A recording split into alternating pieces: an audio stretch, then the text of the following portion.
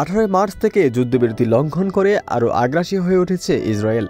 ইতিমধ্যে গাজার প্রায় অর্ধেক এলাকা দখল করে নিয়েছে ইসরায়েলি বাহিনী আইডিএফ। রাফা শহরকে বিচ্ছিন্ন করার পরিকল্পনার অংশ হিসেবে সেখানকার বাসিন্দাদের বলপূর্বক উচ্ছেদ করেছে তারা। সেখানে ইসরায়েলের একটি সামরিক করিডোর স্থাপনের কাজ চলছে। সেনারা ওই এলাকার কাছাকাছি যাওয়া যে কারো ওপর নির্বিচারে গুলি করছে।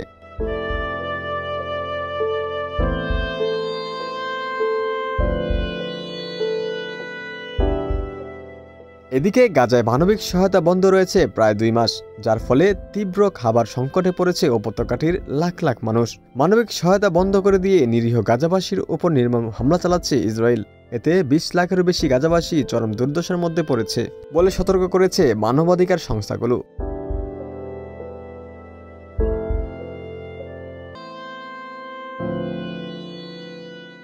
দিন দিন খাদ্য সংকট আরও তীব্র হচ্ছে বলে জানিয়েছে জাতিসংঘ সহ গাজায় কাজ করা বিভিন্ন এনজিও সংস্থা।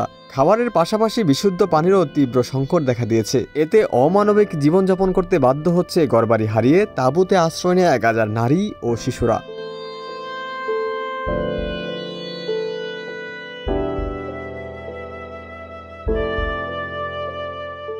অপরদিকে ফিলিস্তিনের গাজায় একটি গমের দানাও ঢুকতে দেওয়া হবে না বলে হুঁশিয়ারি উচ্চারণ করেছেন ইসরায়েলের অর্থমন্ত্রী বেজালেল স্মোটরিচ। আন্তর্জাতিক সম্প্রদায়ের চাপের মুখে গাজায় ত্রাণ সরবরাহের অনুমতির গুঞ্জনের মধ্যে গত সোমবার এই বিষয়ে তেল আবিবের এমন অবস্থান স্পষ্ট করেন তিনি।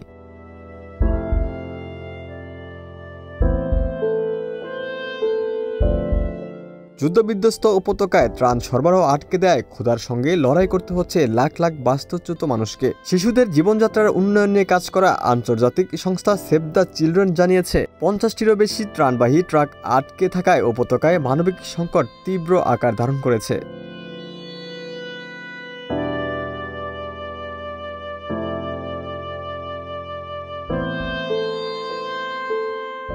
খাবারের জন্য লোকজন মরিয়া হয়ে উঠেছে, অথচ ত্রাণবাহী ট্রাক কোনো কাজে লাগছে না। সংস্থাটির একজন কর্মকর্তা গণমাধ্যমকে জানান, চলমান ইসরায়েলি আগ্রাসনে গাজায় 15,000 শিশু হত্যা করা হয়েছে।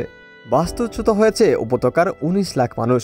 পরিস্থিতি এমন পর্যায়ে পৌঁছেছে নারী, শিশু, এমনকি স্বাস্থ্যকর্মীদের জন্য গাজা আর কোনো নিরাপদ স্থান অবশিষ্ট নেই।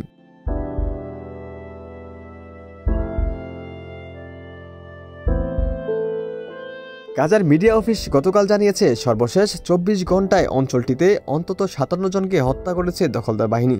আহত হয়েছে কমপক্ষে 137 জন। এ নিয়ে 2023 সালের 7 অক্টোবর থেকে এ পর্যন্ত গাজায় অন্তত 50,752 জনকে হত্যা করেছে দখলদার বাহিনী।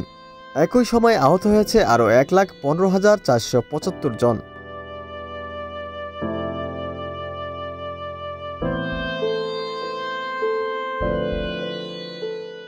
গত 18 মার্চ যুদ্ধবিরতি ভেঙে নতুন করে ইসরায়েলি আগ্রাসন শুরুর পর থেকে নিহত হয়েছে 1,391 জন এবং আহত হয়েছে 3,434 জন।